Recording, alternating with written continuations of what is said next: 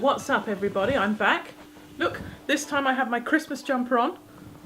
Oh, you can't see it. Ta-da! To the pub, obviously. Not that my entire life is based around alcohol, just some of it. This is not saying that I've actually got Christmassy, because I haven't. I just thought I'd try. And I thought it was quite a cool jumper. And it's really warm too, which is good. I'm here today because I want to talk to you about something that I think a lot of 30-somethings struggle with. Maybe I should stop saying that. I have struggled with this, so if I've done it, other people will. And that's a sense of identity. And no, I'm not about to suddenly say I'm gay or I'm a man or anything like that. I have always found it difficult to settle with who I am as a person. I've actually changed my name. If you've been hanging around for a while, if you're one of my first 44 subscribers, hello. You may have seen the transition. 3-4 different things on YouTube since I started, and I've not been here that long. People are probably wondering why. In fact, I've been wondering why. There's certain parts of me I've never been happy with, I've never liked, and I kind of feel a bit meh about. And one of them, actually, no offence, Mum, is my name. My mum gave me a name for the specific purpose that it couldn't be shortened. Because my mum's name is one that can be shortened and she doesn't like it when people shorten it. So she gave me a name that couldn't be shortened. It's just one syllable. So that I wouldn't have that same irritation she had. And I can see where she's coming from. And, you know, I know she did it with love and all the rest of it. But what it's done is meant that I don't have like a friendly version of my name. There's no way to, like my best mate Emma, whether she likes it or not, I refer to her as M. It's just what you do. I mean, how many people do you know? My husband, never. He hates it when people use his proper name. So I think it's very hard to get on intimate grounds with people, kind of friendly, jokey, whatever with people, if you have that constant barrier. And it's probably a completely psychological thing. But for me, I've always found it, I hate introducing myself to people, and I realise I haven't actually done it here. But I hate introducing myself to people because I hate saying my name. And that must sound absolutely ridiculous. Please tell me I'm not the only person on the planet that doesn't like their own name. It doesn't fit. I don't know why it doesn't fit, but it doesn't fit. So, but I didn't think there was anything you could do about it. You know, that's who you are, that's your name. But actually, no, it's not. It's not. It's just a name somebody else gave you. That's it. And it doesn't make me who I am. It's kind of, I don't know how to explain it. It's kind of a weird one, but it's like, Mum did her best picking a name. She picked a name she liked, but I'm not hers anymore. I'm my own person, and I don't like it, and it doesn't fit with me. So I use my middle name now. Alex, Lexi, Lex, Ali, anything you like, essentially. And so I feel like by doing that, I can kind of mould who I think I am around a name I've chosen. Because I don't have all the baggage that my previous name came with. Recently, I've been making quite a lot of changes. And I'm not just talking my hair colour and my outfit and things like that. I mean in terms of the way I think about things, my opinions on things, what I'm passionate about. And so it's quite difficult, if you've ever done that, to transition from one thing to another. If you still have people in your life who know you with your former views or opinions or priorities or whatever else. Because in terms of my soul, I suppose, in terms of my inner personality, the more self-aware I become, the more I actually try and cast off the expectations of others and try and identify myself for myself.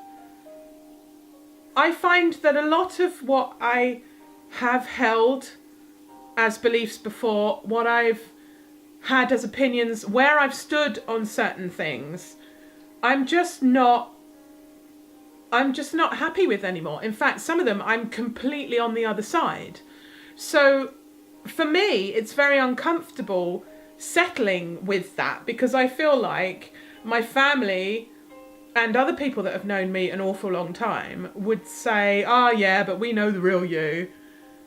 And I'm not sure that is the real me. I think this is the real me. And so I find it very hard, because I feel like I'm always betraying myself by being myself. I really don't know if I'm making any sense. I really hope I am, because in my head, it's really clear. But it was like a massive moment for me. It was a really big, like, oh my God, you know? Literally, that was it. I think I was sitting there when I probably frightened somebody, which is what I usually do. I'm usually sitting really quietly and the brain is going, but you kind of can't see because I'm not doing anything. I'm just kind of sitting, and then the brain's kind of going and going and going and going. And all of a sudden something will click in my head and I'll just be like, of course. Like the number of conversations I've had with my other half and I start in the middle of the sentence. My stepmom does that on the phone, and it's the worst nightmare. Or she peters out halfway through a sentence and you're just left with silence on the phone. You don't know if she's still there. You don't know if she's hung up. She just sort of stops.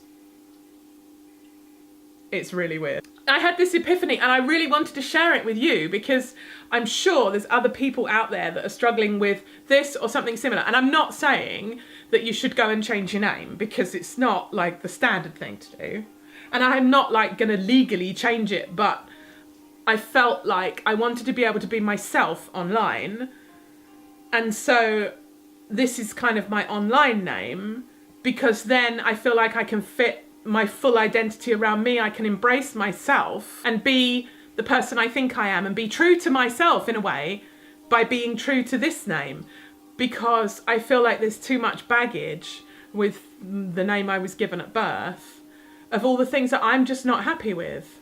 And I mean, it's not like I've had some traumatic childhood or anything like that. There's nothing, no, I mean, it's perfectly straightforward. I'm just not enormously happy with the personality that I created for myself, or that created within me over the last kind of 30 years. I'd rather be the person I am now, with the beliefs I have now and the understandings I have now and the awakenings I've had, in its own context. Probably the full-on epitome of a midlife crisis. I have also thought about trying to learn to ride a motorbike this year. But identity's a really funny one. Like, what is it? What is it? How do you define your own identity?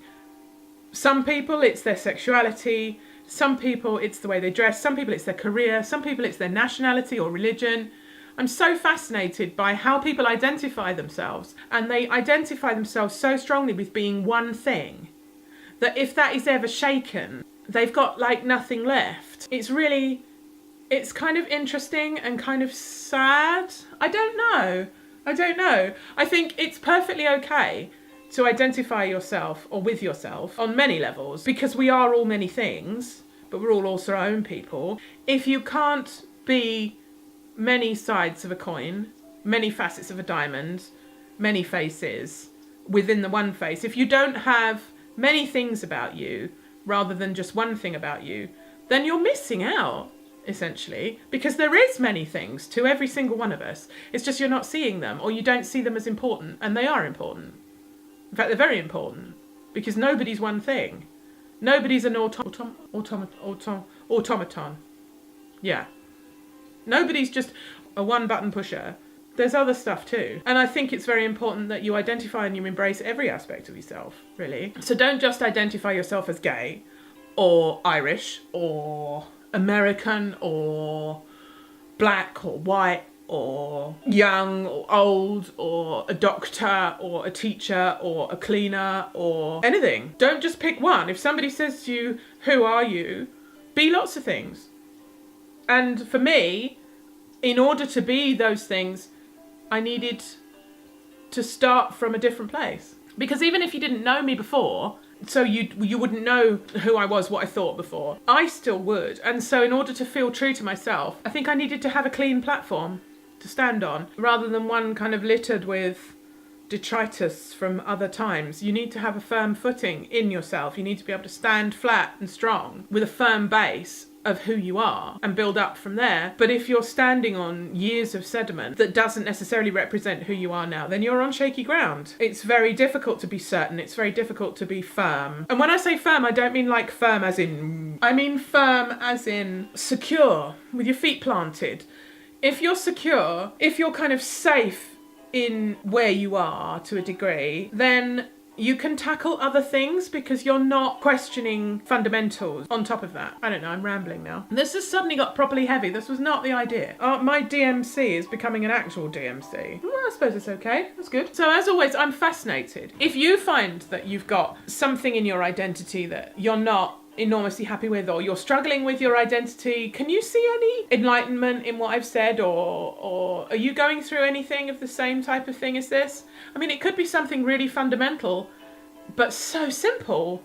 I mean, it doesn't even matter to me much whether I'd actually actively changed my name or not. It was the fact that nothing's fixed. Suddenly, all of a sudden, my entire identity could change. It's perfectly okay. There's nothing fixed. I don't have to stick with anything that I don't want. And the only thing I have to stick with is the colour of my skin. I could even change the fact I'm a woman if I wanted to. I mean, I don't want to. We all know what happens if you try and change the colour of your skin. I mean, Michael Jackson, though.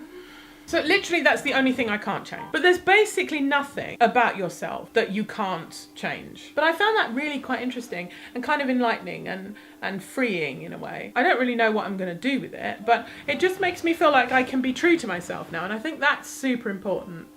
I think that's more important than anything else. Don't kind of let other people tell you who you are. That's the one. I think that's the lean in moment, isn't it? Let's have a lean in moment now. Right, I think it's time for serious talk now. Look, serious lean in moment. Everybody focus.